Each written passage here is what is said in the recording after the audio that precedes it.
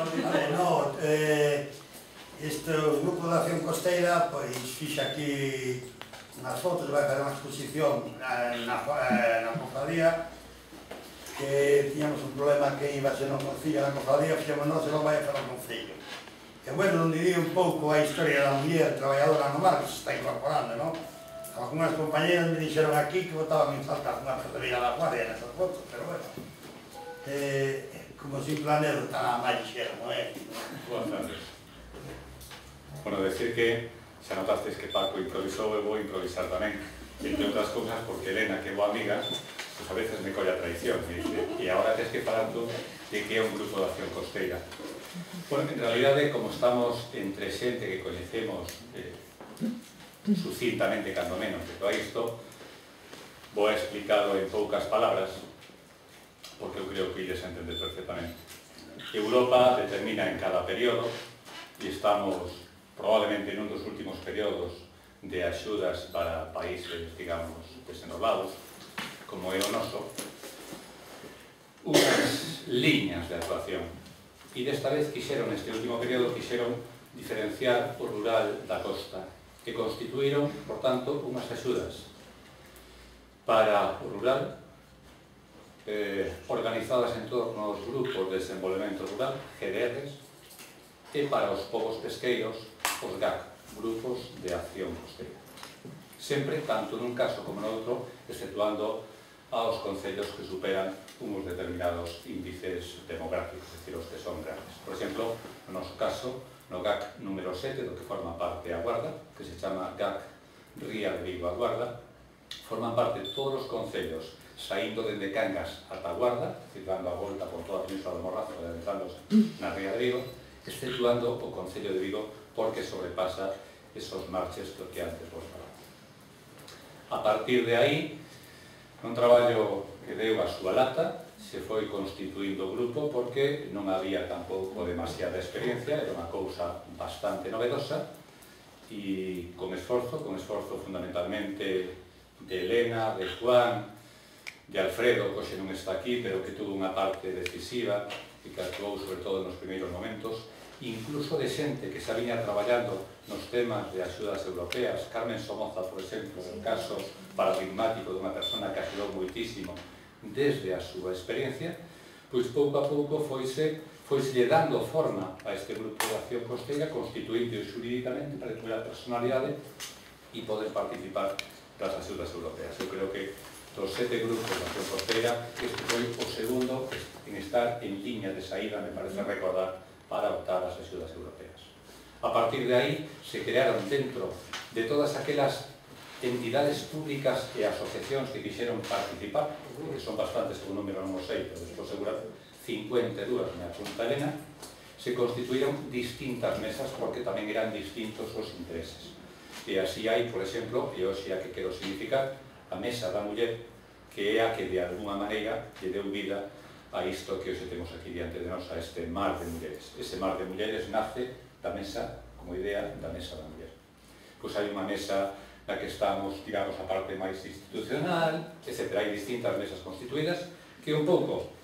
miran cual é a súa problemática específica, que é o que poden aportar, porque non únicamente pensamos en pedir axudas a Europa, que tamén, e que algunha delas despois vos referencio, sino en facer outro tipo de traballo, os cuales este, por exemplo, pode ser un, así como, eu non sei, eu non teño participado en algunhas porque o meu xefe nunca me dá permiso para estas cousas, pero, por exemplo, sí que teñen participado en diversas saídas a distintos puntos da xeografía nacional e de Europa para mirar que se fai, como se traballa no eido da pesca e no eido relacionado co mar noutros países. Bueno, pois hubo unha liña de axudas o ano pasado, hai outra aberta este ano, que pasa que os cargos son ben escasos, e no caso concreto da Guarda, e polo que toca o institucional, o Concello da Guarda participou e pediu, e tuvo a fortuna de que un dos nosos proxectos, que foi a recuperación da Cetaria Redonda ou da Cetaria de Don Pepe, pois foi tido en conta. A verdade non era moi grande porque sabíamos que os cargos eran poucos e, por tanto, fomos pouco ambiciosos a ver. Pedimos nada máis un proxecto de 28.000 euros, me parece, 28 ou 29.000 euros, que serviu para vaciar os restos que había da cetaria, do viveiro, e para facer a pasarela, unha pasarela moi compacta, moi sólida, que levaba a esa cetaria, e que forma parte da ruta das cetarias, da que tirou a cofradía daqui con colaboración do Concello. Bueno, pois, este grupo de acción costeira, que vai a ter vida, creo, hasta o 2013, está aberto a que calquera asociación, tanto desde dentro, das 52 que forman parte, como de outras que non están dentro nestes momentos, poidan participar nas liñas de subvención que están abertas. Liñas de subvención que se dividen en productivas e non productivas. É dicir, o Concello, por exemplo, participou na liña non productiva, nós non somos profesionais da pesca, nin da industria pesqueira, mentras que outros participaron dentro da liña productiva. E o que si hai que dicir é que a nós os cartos que nos deron para o GAC número 7 no primeiro período, é dicir, o ano pasado, consumímolo todo e máis que huberamos tido, é dicir, creemos que somos un GAC que nese sentido funcionamos nunca de maneira óptima, pero eu creo que funcionamos ben, e nesa liña pois debemos de continuar. E como dicía ao principio, iso é o que me pedían que explicara, que era o GAC, para que se ría un pouco, non sei se quedou claro, e dentro diso, como dicía ao principio, pois a oportunidade que temos é de mirar como un dos traballos, aparte de pedir liñas de subvención de Europa e de poder facer cousas, pois tamén hai outro tipo de actuación que, por exemplo, esta, é dicir, unha idea que se plasma nunha exposición para poñer en valor o traballo dende fai moitísimo tempo das mulleres. Aquí na Guarda, sabémoslo ben, supoño que en todos os lugares donde hai mulleres adicadas ao mar, que as mulleres foron mulleres e homes ao tempo. Eu o primeiro destino que tiven como mestre foi aquí neste pobo, e lembro moi ben como as mulleres eran nais, pais, atadeiras, responsables de todo, porque o marido estaba no mar e se ocupaba de outros menesteres, é dicir, de traer os garbanzos a casa. Por tanto, todo mérito para esas mulleres naquele entón e tamén no día de hoxe. E, por tanto, seguir animando que sigan presentando proxectos de unha índole ou de outra, porque de unha maneira e de outra se está facendo pueblos, se está facendo costas, se está creando expectativas de riqueza para o mundo. Eu chamame Carmen Chamorro, son rodeira do Cerco. O grupo de Acción Costeira puxose en contacto comigo porque querían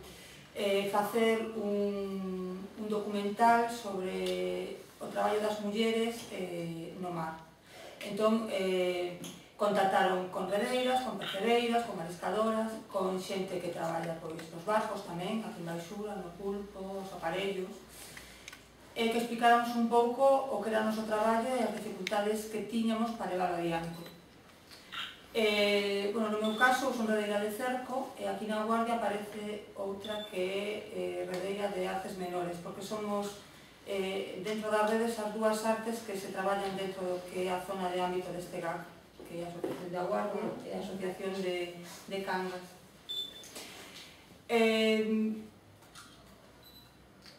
Pedironos que reflexáramos pois iso, a nosa problemática, como conciliábamos a vida laboral e a familiar. Realmente creo que as mulleres neste ámbito moitas proxectos non hai tampouco moita facilidade para combinalo e tampouco temos moita axuda para poder combinar a realidade. As que traballamos por exemplo nas redes, pois temos un pouco en certo modo algo de autonomía porque podemos decir non chego ás 9 que chego ás 10, pero as que traballan no mar dependen dunha marea, a marea é a hora que é. As que traballan nos barcos era o mismo, é dicir, aquela salida de levantar o cal as redes e terán que ir. É un pouco que se refleja